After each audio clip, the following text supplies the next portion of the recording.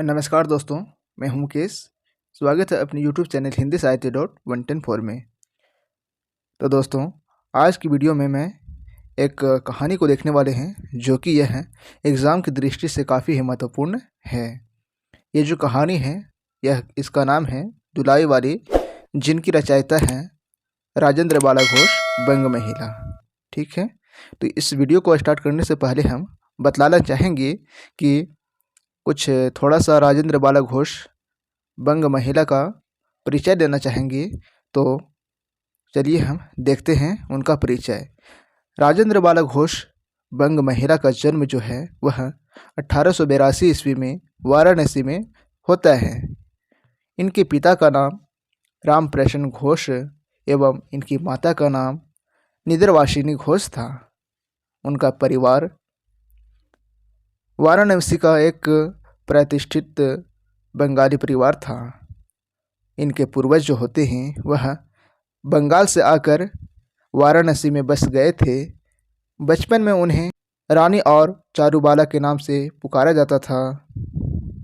उनकी प्रारंभिक शिक्षा जो है वह अपनी माँ के संरक्षण में करती हैं। इनका विवाह जो होता है वह पूर्णचंद्र देव से कर दिया जाता है।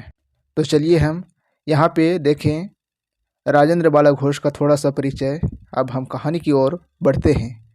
कहानी में बढ़ने से पहले हम इनके पात्रों को देखने का प्रयास करेंगे।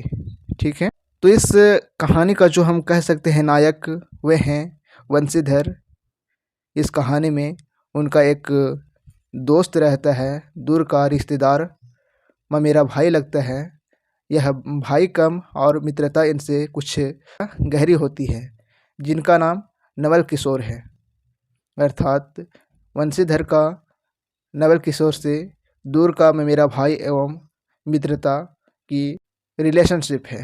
ठीक है, इस कहानी में सीता नामक एक लड़की भी है जो कि यह वंशीधर की साली है।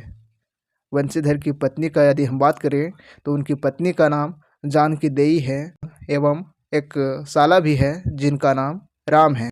इस कहानी में उसकी सासू माँ भी है जिसका नाम नहीं दिया गया है, और एक इस कहानी में इक्का वाला भी है, सम्मिलित है। ठीक है, तो ये कहानी प्रारंभ होती है दोस्तों इलाहाबाद से बनारस तक। वंशीधर जी जो हैं वह इलाहाबाद से स्त्री को विदा कराने अपने ससुराल पहुंचते हैं। ससुराल में एक साले, एक साली और सास को छोड़कर कोई और नहीं है।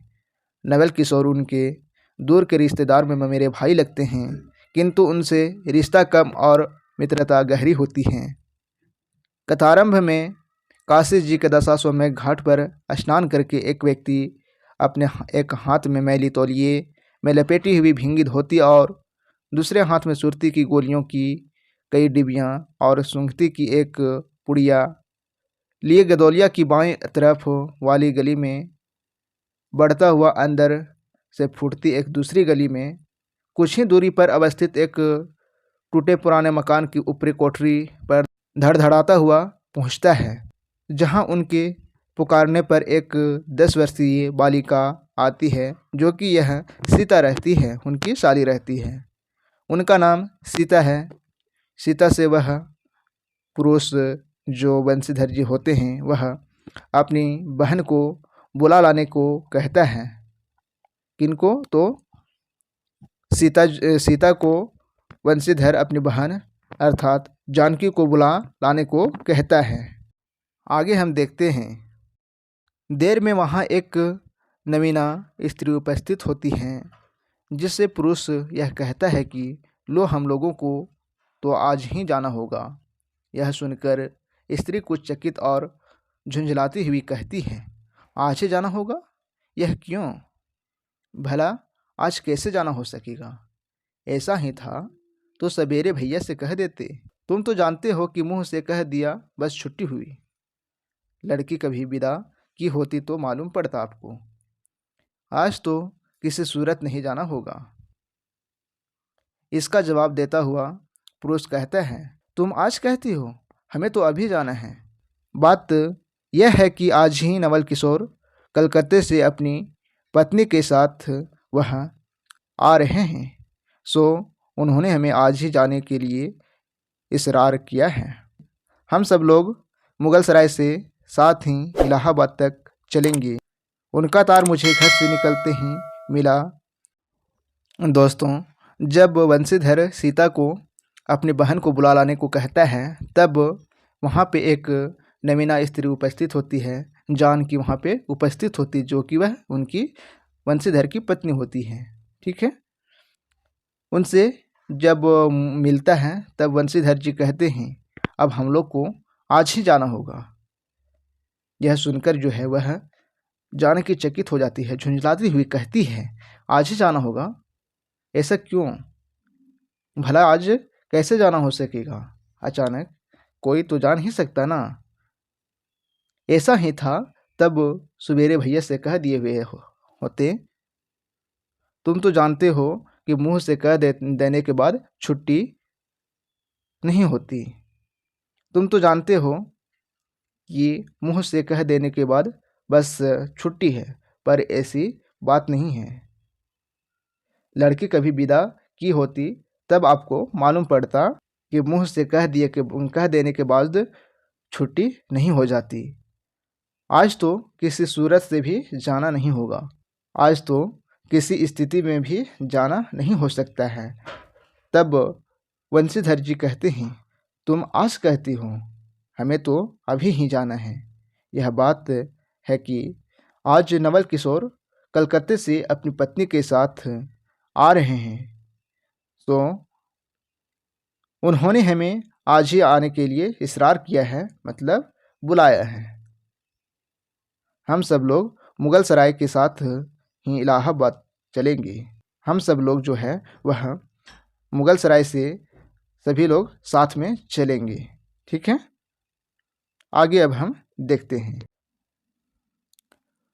जानकी देई आखिरकार रोती रोती तैयार होने लगी और कुछ चीज़ भूलने पर माँ को धीमी आवाज़ से याद भी दिलाती गई। स्टेशन जाने का समय हो गया था। सालेराम की तबीयत को देखते हुए स्वयं वंशीधर खुद सवारी लाने निकल गए। कुछ ही देर में वंशीधर इक्का ले आए। इक्का पर सामान रखकर वंशीधर बैठ गए और विकलता से रोती हुई जानकी देई भी इक्के पर जा बैठी। स्टेशन पहुंचकर वंशीधर जोड़े दर्जे का टिकट देकर यथा समय रेल पर बैठकर मुगल सराय पहुँचे, जहां धीमी गति से बढ़ती गाड़ी में ही शुरू से आखिर तक देख वह नहीं आए। कोई अटकाव हो गया। बगल वाले कमरे में जा बैठे। गाड़ी नवल के बारे में बात होते होते मिर्ज़ापुर पहुंची। दोनों वंशीधर और जानकी देवी दोनों आपस में बात करते करते मिर्ज़ापुर पहुंचते हैं, जहां प्लेटफॉर्म पर उतरकर एक खोचे वाले से पूर्णिया और मिठाई लेकर उन्हें ठिकाने पहुंचाया। बाद में जानकी की सुध आई। वंशीधर ने जानकी देवी से पूछना इसलिए ज़रूरी समझा क्योंकि वे रेल पे खाना पसंद नहीं करती हैं। जब गाड़ी इलाहाबाद पहुंचती है तब वंशीधर ने लंबे घूंघट वाली स्त्री के पास बुढ़िया को बिठाकर जानकी देवी को उतारने गए। जानकी देवी और उस भद्र महिला को एक ठिकाने पर बिठाकर जब वंशीधर स्टेशन मास्टर के पास गए, तब तक बुढ़िया, जिसे रखवाली के लिए छोड़ा था, किसी बहाने से भाग गई थी। वंशीधर घबराए हुए शायद को दोष देने लगी। तब उतने में ही अपने सामने दुलाई वाले को आते हुए देखता है। वंशीधर ने जैसे ही उस पर स्त्रियों को कहीं ले जाने का आरोप लगाते हैं, तब ले जाने का आरोप लगाया, वैसे ही दुलाई के मुंह खुलकर नवल किशोर खिलखिला उठे। अंत में दोनों मित्र अपनी अपनी पत्नी के साथ वह अपने घर इलाहाबाद पहुंचते हैं। तो ये थी हमारी दुलाई वाली शीर्षक कहानी की कथा वस्तु दोस्तों। तो ये कहानी जो है यह यहाँ पे समाप्त होती है। तो मिलते हैं नेक्स्ट वीडियो के साथ, तब तक के लिए आप लोगों का बहुत बहुत धन्यवाद।